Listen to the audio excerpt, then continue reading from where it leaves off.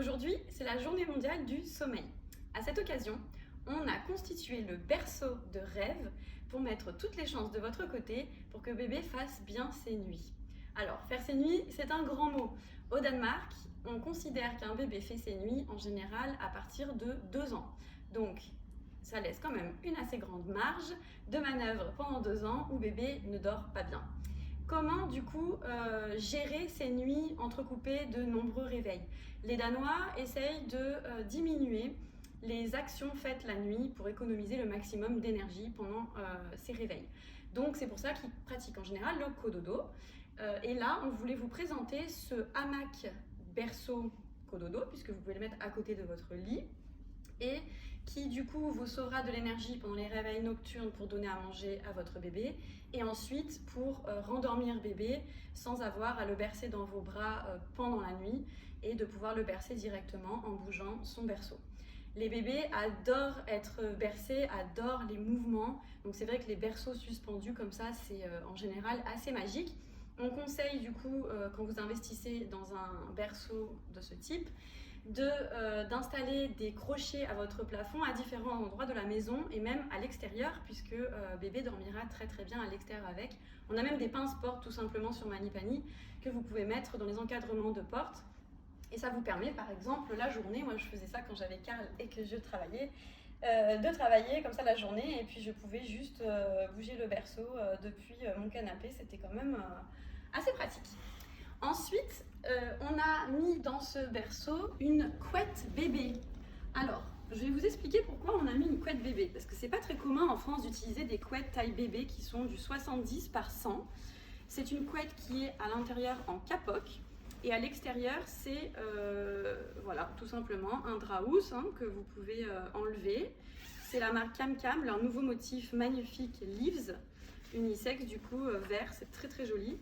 Et il est en coton bio. Au Danemark, tout le monde utilise des couettes pour le bébé. Alors en France, on dit que c'est dangereux d'utiliser la couette pendant la nuit parce que le bébé peut s'étouffer. Donc ils conseillent plutôt d'utiliser, attention je l'ai là, la gigoteuse. Hop, on a aussi en version gigoteuse. Là c'est la mousseline, donc c'est la légère, qui s'ouvre par en bas pour pas coincer le visage de bébé. Voilà. Bon, je reviens à la couette. Au Danemark, ils utilisaient les couettes en fait comme des topochinos. Alors je ne sais pas si vous connaissez les topochinos, c'est italien. Et en fait c'est comme un petit matelas assez fin, plutôt petit, de la taille de votre bébé, que vous utilisez pour poser bébé lorsqu'il dort, mais aussi pour prendre bébé avec son topochino, pour les repas, les tétés, pour le bercer. En fait, c'est un peu comme une extension de son petit corps. Ça sent son odeur, ça le tient un peu au chaud et un peu confiné comme ça, et il apprécie. Et au Danemark, ils font ça avec une couette bébé, tout simplement. Donc, par exemple, là, vous mettriez... j'ai pas de bébé de démo, malheureusement, même si ça donne envie, tous ces beaux produits. Je mettrai bébé, du coup, là, voilà, pendant la tétée. Si je suis en extérieur, je peux remonter ça assez facilement pour quand même respecter mon intimité, même dans les lieux publics. Si vous vous baladez au Danemark pendant vos vacances, vous verrez que les mamans utilisent tout ça, en fait, toutes des couettes pour allaiter les bébés en extérieur. Et ensuite pour bercer bébé, une fois que bébé dort et qu'il est bien installé du coup dans sa couette, vous pouvez le remettre dans le hamac, poser en fait sur sa couette. Ça, il faudra l'attacher mieux. Poser directement sur sa couette. Il n'y a pas de risque d'étouffement quand bébé est sur la couette, puisque du coup il ne peut pas se retourner la couette dessus. Par contre, il va avoir un petit contact avec ses petites mains du textile sur ses côtés, et ça ne fera pas un effet de grandeur autour de lui. Il sentira bien toutes les limites qui l'entourent, et ça, ils aiment bien aussi. Donc au Danemark, ils l'utilisent comme ça. L'avantage par rapport à un topochino, c'est que c'est une couette, donc c'est quand même aussi une couverture. C'est pas utilisé que pour poser bébé. Quand vous êtes vous pouvez l'utiliser sur le siège auto dans la voiture, vous pouvez l'utiliser sur la poussette. Quand vous êtes dehors et que bébé est réveillé mais qu'il fait un peu froid, vous lui mettez dessus. Enfin, c'est vraiment utilisé pour tout. C'est hyper pratique. Donc voilà, et en plus c'est super beau. Et puis vous avez plein de housses disponibles sur Manipani, puisque tous les Danois utilisent ça. Donc on a plein de choix en taille 70 par 100. Donc voilà, c'était la petite explication du topochino dans ce magnifique berceau suspendu. Ensuite, ce qui pourra être utile pour pour passer une bonne nuit, c'est dès la naissance de mettre en place un rituel du coucher. Alors on entend beaucoup parler de ce rituel du coucher, on ne sait pas toujours ce que ça implique. Est-ce que c'est logique de commencer à lire une histoire à un bébé de 2 mois qui ne comprend pas encore le livre? Alors non, le rituel du coucher doit être adapté à l'âge du bébé et n'a pas besoin d'être long. Ça veut juste dire qu'on fait des événements, on enchaîne des événements tout le temps dans le même ordre avant que bébé dorme. Et en fait ça les rassure. Ça les rassure parce qu'ils savent ce qui va se passer. Donc par exemple, le soir, quand il a pris son dernier repas, votre bébé, dans le noir, avec une lumière tamisée ou une petite veilleuse, il prend son dernier repas. Ensuite, vous lui faites faire le rôle. Ensuite, vous lancez la petite musique de son mobile musical.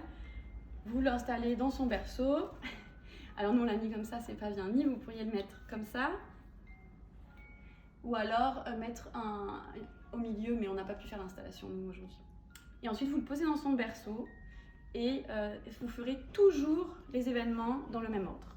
Ça plaira à votre bébé. Et ensuite, vous pouvez le bercer. Voilà, on voit que on a même envie d'être dedans nous aussi. Après, qu'est-ce que je voulais vous montrer d'autre? Donc le doudou de la marque CamCam aussi, en lange coton bio aussi, qui va avec toutes les couleurs. Alors les doudous, c'est pas conseillé pour les nouveau-nés, ils sont encore trop petits, de toute façon ils réalisent pas vraiment. Mais c'est bien de l'avoir pas loin, peut-être au pied de son berceau, comme ça prend bien son odeur, et puis le jour où il est intéressé, il saura que c'est le sien.